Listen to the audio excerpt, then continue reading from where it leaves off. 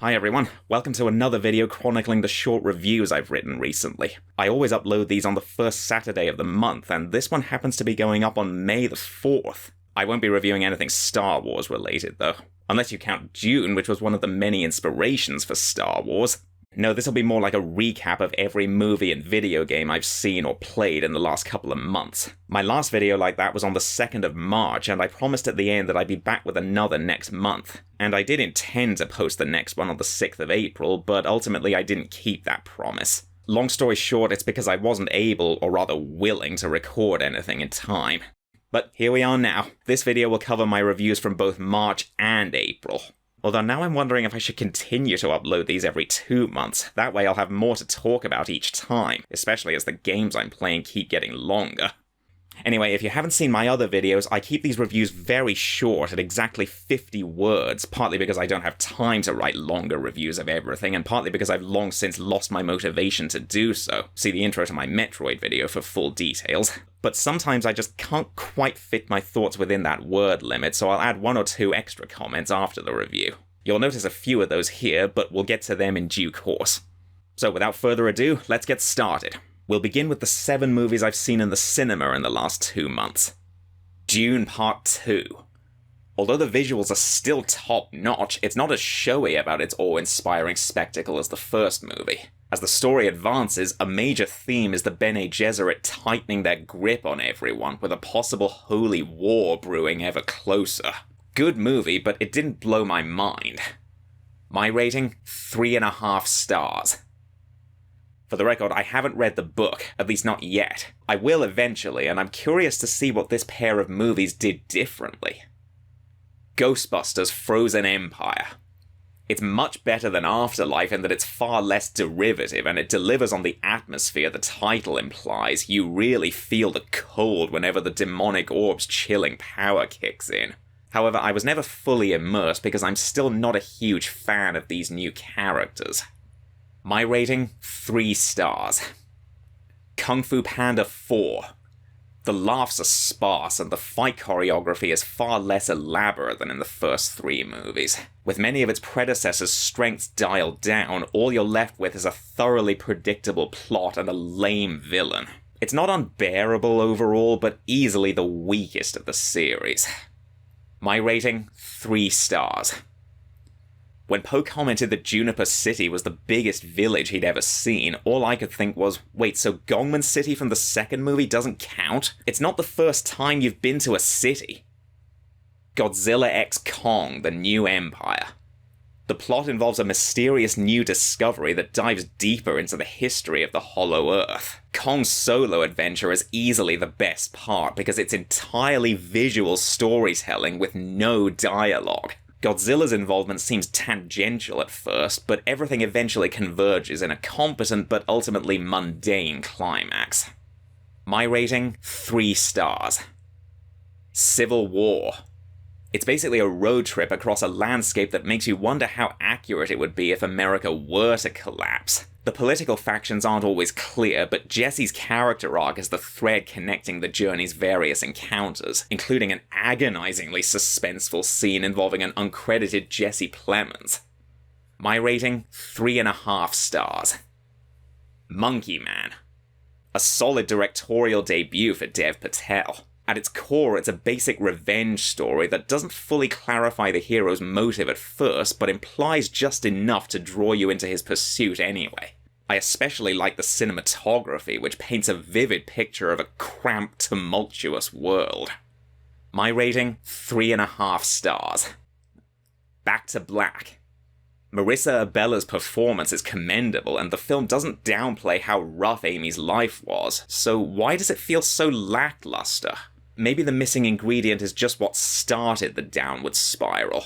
In any case, it's not bad, but not very enlightening for an Amy Winehouse newcomer like me. My rating? 3 stars. The highlight is the title song's inclusion in an especially grim montage. It's worth mentioning that I was considering watching the 2015 documentary Amy to prepare myself for Back to Black, but then I figured since the movie was basically telling the same story anyway, I might as well start with the movie and see how well it stood on its own. I suspect I might have got much more out of the documentary. With that said, now let's switch from movies to video games. I mentioned in my last video that the games I'm playing at the moment are from a list of titles that I decided to preview to see if I'd like to own them. Some of them convinced me to keep them, some didn't. I'll reveal which games among this lot fall into each category at the end, but in the meantime, see if you can guess. First up is the Wario Land series, which I was playing on a Game Boy emulator. There's a bit of a story behind why I added this series to my preview queue. It's because one of the more recent games much further on in the list, so much so that we won't be getting to it this time, is Pizza Tower, which I've seen pop up on several Best Games of 2023 lists and is often compared to the Wario Land series, so I thought I might as well check out its apparent inspiration first. Now that I have, here are my initial thoughts. Wario Land Super Mario Land 3. The level design isn't all that inspiring, but it's still fun enough. Wario's power-ups are somewhat different from Mario's, and the plot, as explained in the manual, paints him as a fascinating anti-hero, driven by greed but mainly insane jealousy of Mario, and stealing from pirates to achieve his goal. My rating? 3.5 stars. Wario Land 2. It's better than the first game in many ways, but not all. The levels are far more interesting, but the premise isn't. Wario's just trying to retrieve his stolen money. The highlight is some enemies' attacks having beneficial effects, be it flattening Wario or overfeeding him to increase his weight. My rating? 3.5 stars. Of course, I also have to mention the tons of additional content it integrates to boost its runtime. Whereas collecting treasure affected the ending in the first game, this time it truly is just optional. Finding it all requires playing through several alternate story routes, concluding with the really final chapter. It's an inspired idea and probably heaven for completionists, but personally I don't think it's ultimately worth it. Wario Land 3. This time, Wario gets sucked into a magical music box where each treasure he finds unlocks a new location or move. While it's pretty stupid that you have to unlock abilities you had from the start in prior games, it's still fun to hunt treasure and flesh out the map. My rating? 3.5 stars. Wario Land 4. As well as the graphics taking a huge step up, this installment gives Wario a voice. Although each of the pyramid's 4 passages is a linear path, you can tackle them in any order. Interestingly, several moments brought Metroid to mind, like the Curious Factory music and especially the Googly Blades. My rating? 3.5 stars. I also decided to finish up the series by watching long plays of the Wii game Shake It, or as it's known in my region, the Shake Dimension, and the GameCube title Wario World, which isn't part of the Wario Land series, but is included in the Greater Wario series, so what would you call it? A spin-off? A side game? In any event, the Shake Dimension looked good enough that I gladly bought it afterwards, but I wasn't sold on Wario World, which is just as well because it's rare and absurdly expensive. Next up, the Gex trilogy. No preamble for this one. Gex. It's a fun platformer at first, especially with Gex's ability to stick to walls like the gecko he is, but his constantly repeating the same handful of lines gets tiresome after a while. This contributes to the levels also feeling monotonous, although some enliven things with their own unique gimmicks. My rating? 3 stars. Gex 3D, Enter the Gecko. It's the same basic premise in full 3D, but 2 main elements steadily diminish the fun. Gex's incessant wisecracks and pop culture references are often nonsensical and inappropriate to the situation, not to mention still repetitive, and the main hub continuously spawning more levels makes you feel stuck in limbo. My rating? 2.5 stars. Gex Deep Cover Gecko. There's nothing new to say about the premise or gameplay, but at least unlike Enter the Gecko, all the levels are unique this time. Your goal is to defeat Rez, again, and rescue Agent Extra, played by Playboy model Marlise Andrade, whose acting is just as bad as you'd expect. My rating? 2.5 stars. You know what annoys me the most about the Gex games? The sequel's alternate titles. For whatever reason, in the UK, they added the word 3D to Gex Enter the Gecko and removed the number 3 from Deep Cover Gecko. In both cases, the difference is only one word, but that's just enough to be irritating beyond belief. You see, in cases where the titles differ between the UK and the US, I always list both versions, as you'll see with one example later on. With the Gex sequels, it hardly seems worth it when the difference is so minor, but nevertheless, it is a difference. Now do you understand my annoyance? Next is Killer Instinct, which I added to the list after another viewing of James Rolfe's SNES vs. Sega Genesis video, in which he says, "It wasn't the same as the arcade, but it's still the best exclusive 16-bit fighter by far." Now, I'm not a huge fan of fighting games myself, nothing against them, I just suck at them, but I wondered if Killer Instinct would win me over anyway. Here are my comments. Killer Instinct. I see why it's considered a fighting game classic, even if it's not my thing. It's defined by building up combos. Unusually for a fighting game, each match isn't divided into rounds. Instead, there's a brief pause as the loser recuperates, and neither the timer nor the victor's health resets. My rating? 3.5 stars. Next, the Spyro trilogy. Well, 2/3 of it anyway. I already reviewed the original Spyro the Dragon in text form on my blog 2 years ago, and I restrict these reviews to movies and games I'm experiencing for the first time. I have to say, looking back at that initial review, I completely disagree with it. But bear in mind, that opinion was based solely on watching the game rather than playing it. When I first watched a long play to see if I'd be interested in the game and the whole PS1 trilogy, I was not impressed. More recently, I decided to give it a second chance, but this time use a PS1 emulator to sample how it felt to actually play, to see if getting the full experience changed my mind. After all, games are meant to be played, not watched. For the record, it is a lot better than I thought. I still don't love it, it's currently sitting at a 6 out of 10 for me, but I was much more enthusiastic about checking out the sequels after that second look. That rating could always change in the future, by the way. Like I said, these reviews are just to capture my first impressions, which, as they say, you don't get a second chance at. Alright, enough stalling. What did I think of 2 and 3? Spyro 2, Ripto's Rage, aka Spyro 2 Gateway to Glimmer. The gameplay is very similar to the first Spyro, and it's about equally good overall, with the same strengths and weaknesses, fun abilities, but the camera is constantly working against you. One huge improvement, however, is the ability to swim, so falling in water is no longer a death sentence. My rating? 3 stars. Spyro Year of the Dragon. Easily the best of the PS1 trilogy. It perfects the formula, deftly blending elements from both the prior games, as well as shedding some light on the history of the dragons. Plus, it introduces other playable characters like Sheila the Kangaroo, Sergeant Bird, and Hunter returning from the second game. My rating? 3.5 stars. Interestingly, during the Desert Ruins level, while jumping onto a giant stone hand, I thought at least this one won't turn you to gold.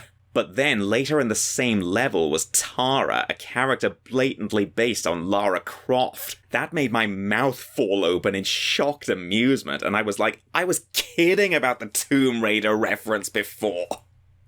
Like Wario Land, I decided to finish up the series before the Legend of Spyro reboot trilogy by watching long plays of the PS2 games to see if I'd want to buy them. Spyro Enter the Dragonfly is clearly the weakest of the series by far, but A Hero's Tale actually looks pretty fun. Next up, the 2 Spider-Man games on PS1, plus Mysterio's Menace on Game Boy Advance, which I'd never heard of until I looked up the first game's sequels just before playing it. I played several later Spider-Man games and thought it might be an idea to finally check out the prototype that influenced all future ones, especially the first movie tie-in just a couple of years later. Again, I was using an emulator to sample them, but did decide to buy them legitimately afterwards. Well, the 2 PS1 games, at least. Spider-Man. While it's still fun being Spider-Man, particularly using the various web-based attacks, later games undeniably refined the concept. What I miss most is a zip line or a way to crawl faster, which is especially frustrating when you're pursuing Venom through the city and there's no way to quickly gain height. My rating? 4 stars. Spider-Man 2 Enter Electro. It plays similarly to the first game, but isn't nearly as fun. There are a few reasons, including the fact that it highlights your slow movement even more, Electro's lame plan results in a feeble plot, and Spider-Man's advice during the Shocker fight is downright terrible given the uncooperative camera. My rating? 2.5 stars. Spider-Man Mysterio's Menace. Wikipedia lists this as a follow-up to the PS1 games, but the plot has no apparent connection whatsoever. It could have been decent if it weren't so relentlessly difficult for the wrong reason: stiff controls. I often found myself sticking to walls inadvertently or attacking enemies from an ineffective position. My rating? 2.5 stars. Now for the Shantae series. These games pop up quite often in Josh Scorcher's videos, so I thought it was time I finally gave them a look. Again, my impressions of the sequels are based solely on watching long plays for now, so take them with a grain of salt. After researching the series beforehand, I decided that if I were to buy them, I'd go for the PS4 versions. I considered getting them on Switch since the first couple began as handheld titles, but the series was released on Switch all mixed up, which would get pretty confusing on the list I keep of all my games. At least on PS4, they came out in the right order. Seriously, look at this table I made to compare the game's release order on both consoles. What a mess! So what about the first game? Well, I already bought that on Switch because it's effectively a straight-up port of the original Game Boy Color version. I normally would have just kept the ROM for the Game Boy emulator, but couldn't in this case because of how buggy it was. So in short, my plan is the first game on Switch, the rest on PS4. Anyway, sorry for rambling again. Here are the reviews themselves. Shantae. You wander between towns in a manner very similar to Castlevania II Simon's Quest, but more fun here. Except for how enemies can spawn randomly, usually in a way you can't predict or avoid. A key feature is learning dances that transform Shantae into different animals, each with different benefits. My rating? 3.5 stars. Shantae Risky's Revenge, Director's Cut. While the first game followed Simon's Quest as an example, this sequel goes more for a Metroidvania style. The plot may seem like a retread at first, but the game is generally superior to the first one, with some novel stage gimmicks, a new mermaid transformation, and a great ending. My rating? 4 stars. Shantae and the Pirate's Curse. This series just gets better and better. The art style and music are amazing, and it dials up the comedy much more than the first two games, be it character-based humor or fourth wall breaks. Things like the physical maps and speed booster definitely give me strong Super Metroid vibes. My rating? 4 stars. Shantae Half Genie Hero. The graphics are given a makeover as this is the first Shantae game designed for full HD, allowing for much bigger bosses and 3D backgrounds. The story, however, lacks cohesion. The central goal is assembling Mimic's new invention, the Dynamo, but the intervening missions are entirely disjointed from each other. My rating? 3.5 stars. Shantae and the Seven Sirens. In this one, Shantae's first vacation is rudely interrupted, thrusting her into another weighty adventure. It maintains the series' fun gameplay loop with a couple of adjustments. This time the animal transformations are instantaneous. The dances are reserved for the abilities of the other half-genies you rescue along the way. My rating? 4 stars. Next, the two most recent Donkey Kong Country games. Again, I was watching long plays to see if they'd convince me to buy them, so my opinion on these games may not be definitive yet, especially given how difficult I've heard they are. But here we go. This is my reaction to what I've seen. Donkey Kong Country Returns. True to its title, it's like if the classic game were given a 3D coat of paint. Speaking of which, among its new features are moments where you're launched onto the background plane. The only thing missing is underwater swimming stages, although there are some cool levels in silhouette instead. My rating? 3.5 stars.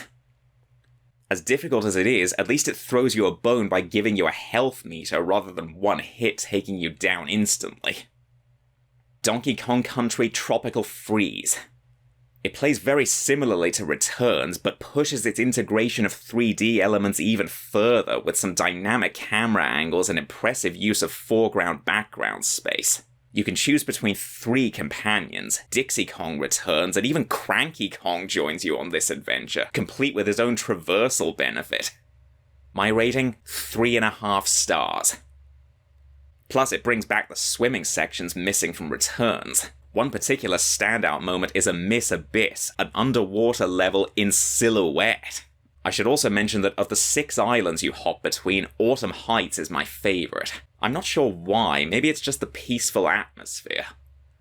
By the way, yes, I know Tropical Freeze was first released on the Wii U, but my interest was in the Switch port because there are so few games exclusive to the Wii U, let alone highly recommended ones, that the way I see it, there's basically no reason to buy that console nowadays. The Switch has rendered it obsolete.